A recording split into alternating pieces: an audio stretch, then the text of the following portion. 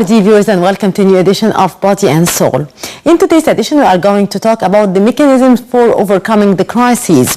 Of course, any crisis creates confusion, and it is typically involving a severe loss of a person, of our perception of a person. It shakes our sense of safety, our sense of security, emotionally and physically. It generates several questions. Why did it happen? Who can I blame? What did I do wrong to have this crisis in my life? While it feels as if there is no way out, there might be a solution for our crisis, to overcome these crises and to start to live our lives in a new way. Maybe these crises could lead us to new beginnings, to have a fresh start in our lives, and how to overcome these crises and start our lives from a very positive perspective. That would be our report today that we are going to watch, and that would be our topic for discussion. But first we'll watch this report by Samah Sharif.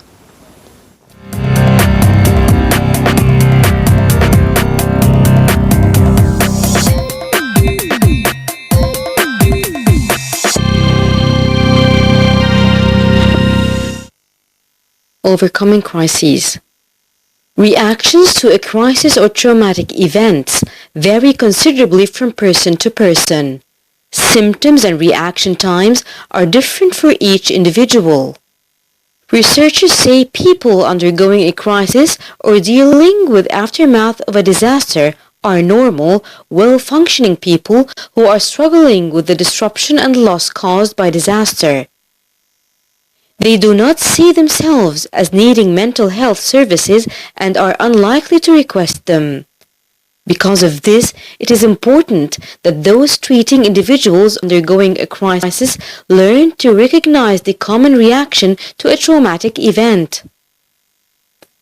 Reactions can include changes in behavior, physical well-being, psychological health, thinking patterns, and social interactions.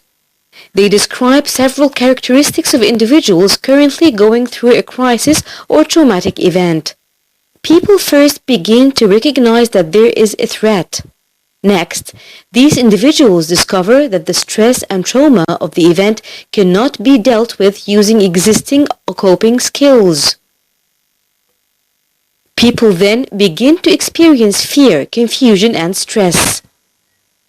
Those facing a crisis begin to exhibit symptoms of distress and discomfort. Finally, people enter a state of imbalance where the crisis situation seems insurmountable. Crisis counseling can be very beneficial to help people cope with the negative effects of a crisis situation. While most crisis events are time-limited, long-term exposure to stressors and traumas can lead to post-traumatic stress disorder, PTSD, and other anxiety disorders.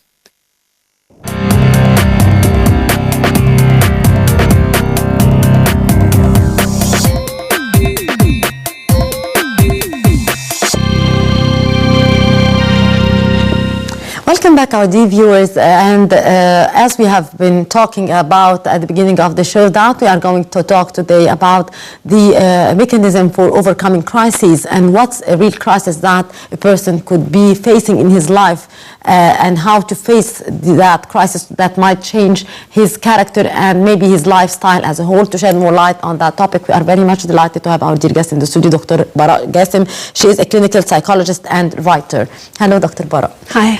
Dr. Bara, it's normal that we as people, we do face many problems in our lifespan, but at a certain point, some problems which could have a negative effect on our psychology, on our emotions, on our maybe capabilities to work or even to face our daily life activities, that might be ranked to a crisis or a trauma. So when we do reach that level of facing a problem that could be described as a crisis in our lives, and what are these crises that could lead us to have psychological, emotional, and physical problems? Absolutely. Allow me first to differentiate between problems and crisis. Yeah, please. Problems is something that is ongoing. It could be ongoing, it could be going on for a year, 2, So it's something that can be dealt with at any time, at any point of your life. Not that it's not important, but it's just an ongoing thing. Yeah. Crisis is an event that causes a change in your environment, and it will shake some people. Like you just mentioned earlier, a crisis will produce a lot of changes in your physical, in your mental, in your psychological, of course, behavioral distress. You know, it will do that to you. Yeah. A lot of crises, such as losing a person you love, or people who are going through divorce, that what we call crisis, because you need an immediate help, an immediate something to do. Disasters, natural disasters, explosions, terror attack, all these are called crises. Things that happen without, I mean, most of the things will happen out of your control, but it happens out of your control. It's sudden and it's very major. It will shake the person. Or like severe illness, severe accident, things like that. Those are what we call crises. Dr. Bara, and is there a difference between a trauma and a crisis here that the person might be facing in his life? Well, the trauma is what you get from a crisis. You have a crisis, it leads to trauma. Hopefully, I mean, I know that maybe in the Middle East we don't have what we call crisis intervention, but if you have a crisis intervention centers, that will help a lot, because then it will not lead to that trauma. It will not lead to PTSD. Is it possible that at a certain level that the person is so devastated by a crisis that he did face in his life, that he could be prevented from reaching the trauma level? Absolutely, absolutely. That's why they have special therapists, special doctors that deal with, they call them the crisis intervention doctors, or emergency services, or crisis mobile teams. And yes, absolutely, if you do something about a crisis, if the person seeks help, you will absolutely minimize the risk of PTSD, of trauma, of what they call acute disorder. What is the PTSD? PTSD is, it happens after a trauma or after a crisis. If something happened and you do not get help, if it lasts longer than a year, longer than a month, whatever you're going through, all the emotions that you're going through. Only a month? If it's longer than a month, then we call it PTSD. I'll tell you the criteria. There are certain criteria that you have to meet to call it PTSD. If it's less than a month, if the criteria the person is going through is less than a month, shorter than a month, then we call it acute disorder. It's called something else. When it's less than a month?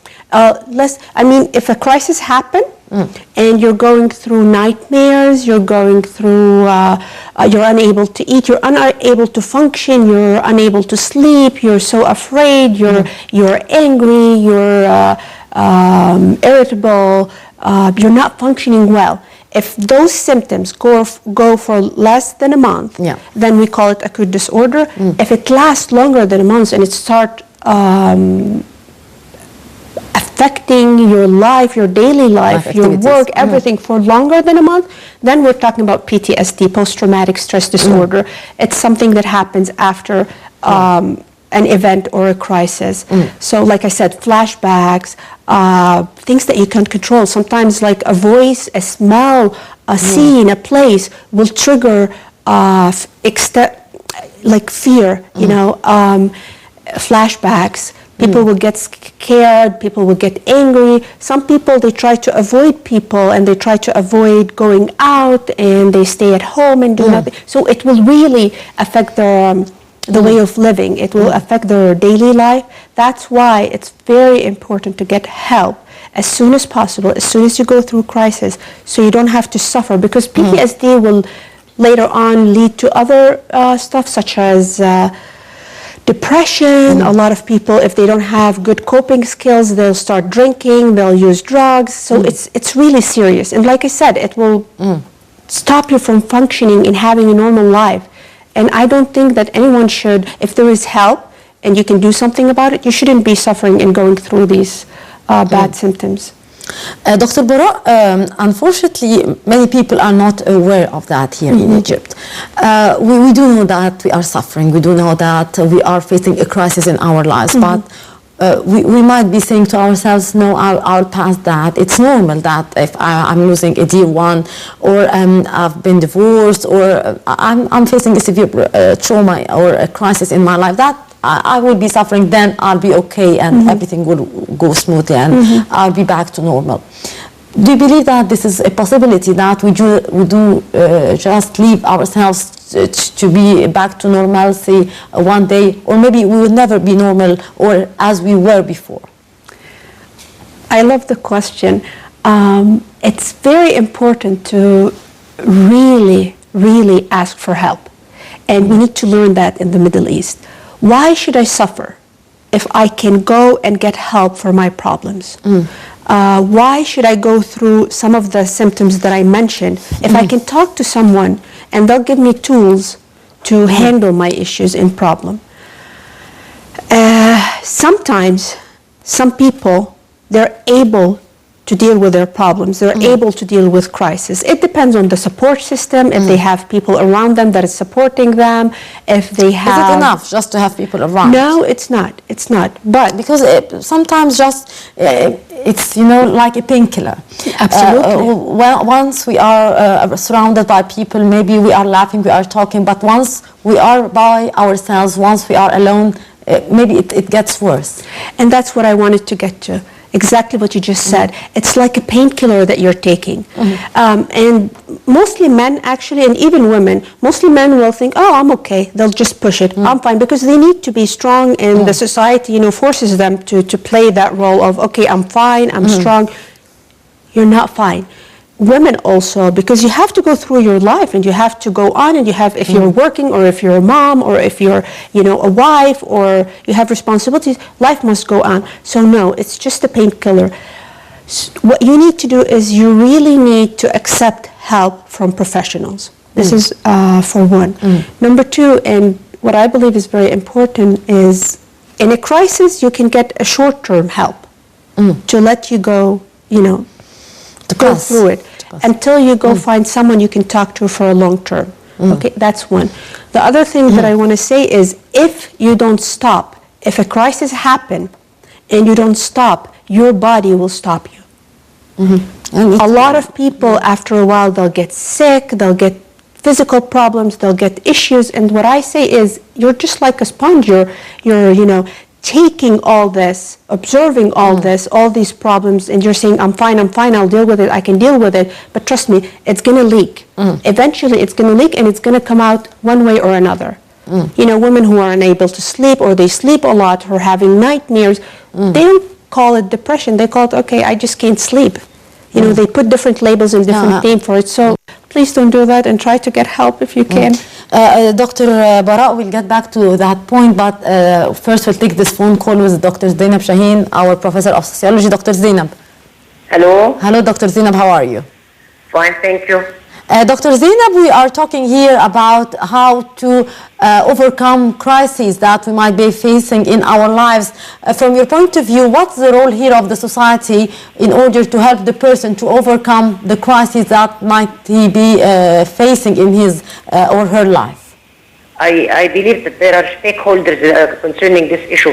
That people could be helped, they could gain support through civil society, namely NGOs, political parties, all the sector of civil society. Also, they can get help from the government, and most importantly, get support from family members. Family is a very important institution to provide support and help in these cases. Dr. Zainab, you are here. Yes. It's not one entity that provides this kind of support, but it is multifaceted. So the society here has a role to play in order to support the people in crises. Well, stipulation of laws and enforcing these laws is very crucial. It's not limited to just stipulating the laws, but also ensuring that these laws are implemented. This is a vital issue because in so many cases we find that many problems are addressed when people abide by laws and when laws are implemented. Dr. Zainab Shaheen. Second thing, the civil society, and namely here, NGOs could be of great help because they are act as a mediator between decision makers and the grassroots. Yes. And therefore they could play a vital role in this respect because they know the conditions of people, they know their problems, their priorities, their needs. All this could be handled by NGOs that are parts and parcels of community, of the different communities. Indeed. And as I said before, the family should play a very important role, and I always emphasize the issue of communication. Communication is very important. You have to communicate with family members, communicate with your children, communicate with your husband, communicate with your wife, because through communication you can find out what is really poses a problem for the family members, and how can we ameliorate the condition through reflecting one's views, and therefore we handle it better when we know the other party's stances and beliefs. Dr. Zainab Shaheen, our professor of sociology, thank you very much for your input. And back to our dear guest in the studio, Dr. Baha Gassim. Dr. Baha, Dr. Bara, to be more precise here, if we are seeking help from people around, are friends enough? People that do care about us, are they enough to help us to overcome our problems? Or we do need actually to talk not only with friends, but a person who could give us proper advices, with a psychologist, with someone who could tell us the proper steps in order to face our traumas or the repercussions after the crisis. I personally believe that talking to friends will definitely help. However, sometimes it's worse. Actually, it will make the situation much worse because they might be telling you the stuff that you don't want to hear. And a lot of time, if we talk about like what goes after, what happens after a crisis, number one is denial, which is great. Your body is, or your brain, your body, everything in you is in denial. Refusing. You're refusing to believe, and that's a great thing because you don't want to get that shock. And the denial, I call it like an airbag in a car after an accident. That's what stops you for a bit until your brain starts comprehending what happened. Yes, but that phase of denial should stay for how long? Because it might, if it did last for long, it might have negative repercussions. Great question. I'll tell you a few steps, and if you get stuck in any of these stages, it's not good, because that's when it turns to something poisons, and then it tells to a serious mental illness or physical illness too. So the denial, you're in denial, that's good. That's when they should really try to get a professional to help you, because not everybody is equipped, not everybody has the tools to help you. Yes, absolutely, having family, having friends, having support system is amazing. You want that. Number two, you start the anger. A lot of people will get turned off by you because you're so angry. You're like, why?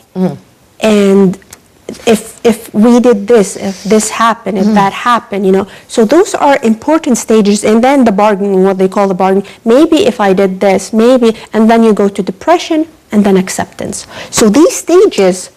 Is it reachable, the acceptance Absolutely. stage? Because it might take so long and it might not be reachable for certain people. Exactly, and that's what I'm hoping, that if we turn to a professional, we won't get stuck in these stages for a long time. Then we'll get faster to acceptance. Yes, a person who's able to help you through your crisis will get you to the acceptance stage much faster than anybody else. However, you need the professional and you need your support system and your friends. But only one of them is never enough. I would like to ask you, because sometimes the support system might be somehow negative. Absolutely. Because at that stage, you might know people that might give wrong advices, they might add to your wounds.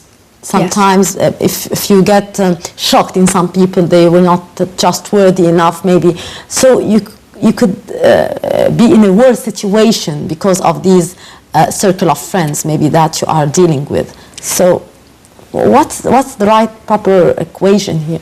And to be honest, I see it happening a lot. And especially in the Middle East, we really, really, really mean well. Really, everybody. But the problem they intervene, it makes things worse a lot of time. So my advice is to people, if somebody is going through crisis, what you can do is a couple of things. First, try to look for a professional that can help them. Give them those resources. Tell them, listen, I know this person, I think he or she is good, why don't we go talk to this person? Number one. Number two, say nothing. Sometimes saying nothing. Just listen maybe. And just say nothing. Just tell the person, listen, I am here for you. It's not the character here in the Middle East, That's what I'm saying. Mentioned. I know. Because when we are so sympathetic maybe, or we love that person, we want to help her or him, we just advise him, we cannot leave him that way, and that might have a negative impact on him. Absolutely, because if I am angry at this point, like let's say, okay, the denial is gone, and a lot of people, they will actually know, you're not, no, this happened, you need to wake up, you need to understand, listen. Sometimes the person is not ready for that. Exactly. That's my point. That person is not ready. Let them be. They need to understand. Their brain needs to comprehend what happened and then understand. So that's one example, like you said, of giving a negative, or a negative effect of people trying to help you. In the second stage, when you're angry, if I am angry, the last thing I want to hear is advice. Leave me alone. I really don't want to hear advice. I don't want you to tell me that, because this is what people will tell you. You don't know what I'm going through. Yeah, and this is what, like sometimes a lot of psychologists will tell the person, they'll say, listen, I know or I might understand what you're going through, but I can't feel what you're feeling. So help me understand what you're feeling. Because it's quite difficult, you might be 100% sympathetic with the person, you might be with your brain fully aware of what he or she is going through, but on the other side, the person who has the trauma, who faced the crisis himself, is in a different position or in a different situation. As a friend, say nothing. Say nothing. As a professional, you have the tools to deal with that. A good professional, number one, crisis intervention team that's different than a long-term psychologist. They have the right tools to deal with those issues. Psychologists, social workers, psychiatrists, a lot of people are... And here, that would bring me, Dr. Bara, to ask here, at this specific condition, I should seek the help of a psychologist or psychiatrist, because many people here in Egypt, or most people, are not aware of the difference.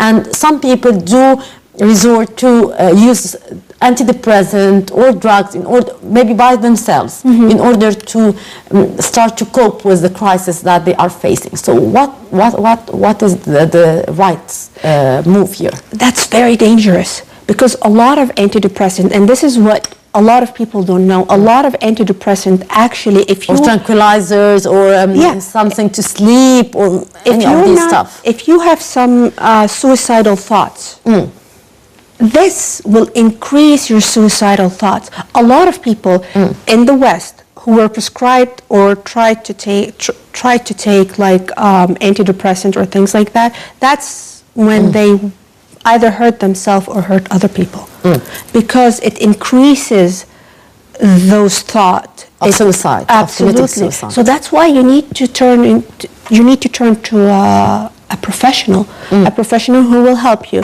Medicine on its own will not help. Therapy on its own, when it's a crisis and when it's a severe mental illness, it will not help. You need both. You need the combination of therapy and medication. So do not, please, do not try to self-medicate, because that's what will get you in trouble later on. Dr. Bara, of course, it differs from one person to another how he is facing or she is facing the crisis or the trauma. So what are these differences coming from? Is it because of the character, because of his attachment to the loved ones who did leave, or were diseased, or how do you see these differences? Like you said, it's different from one person to another. The factors that play a role in this equation is, like you said, how close is this person? How severe is the trauma or the crisis that I'm going through? Do I have a support system? Do I have coping skills? How did I deal with other issues or problems or crises in the past? All these will play a big role on how I will deal with this crisis. However, at a time of crisis, your usual coping skills does not work. They don't function. What you normally do, for example, if I am angry or I am sad, or if I am a teenager and my boyfriend left me and all these, I might go talk to my friends and eat and drink and go out and have fun, and I'll forget about it. In a crisis, all these coping skills that you had, they don't work anymore for you. So you need to look for new ones. But like I said, it's different from one person to another, depending on what's going on in their life and who's around them and how fast they get help. Dr. Bara, to what extent our capability could help us to prevent ourselves from collapsing after certain crises? Because sometimes we are trying to, as we have been talking, to cope, to show that, no, I'm strong, no, I'm not going to collapse. I don't want people to be sympathetic with me. I have to continue working. I have to do my role. No, I'm not going to collapse. But deep inside you, you are collapsing. True. So what's here the right move that I should be doing in order to not collapsing in dream, because taking inside you might lead to an explosion at a certain point. True, absolutely. Exactly what we were talking about a while ago, that don't give yourself a painkiller. That's number one. Number two, seeking help does not mean that you're not strong. Actually, a person who seeks help is an extremely strong person, is a person who knows, listen, this is a crisis in my life. I have those coping skills. They're not working at this point. What happened is bigger than me. Like, for example, if you're faced with the loss of someone you love, if you're faced with a serious accident, serious illness, it's bigger than all of us. It's really big. So me seeking help does not mean that I am weak. Actually, it means that I'm a strong person who's aware of my abilities, what I can do and what I can't do. And I need to go talk to someone. What can you do on your own? There's a lot that you can do. You can talk to people, but the problem is, are you talking to the right people? And like we said earlier, are they telling you the right thing? Are they making you more angry, more depressed, more sad? And then soon enough, you're like, you know what? I don't want to hear anybody talking to me. You'll just be depressed, stay at home and do nothing. So consider talking to a professional. Try it. If it's not going to help you, I hope that it will not harm you, because a professional should do no harm. Indeed. Dr. Bara Gassim, clinical psychologist and writer, thank you very much for your precious input. And with that, our dear viewers, we come to the end of this edition of Body and Soul. Hope you have enjoyed it. Until we meet again,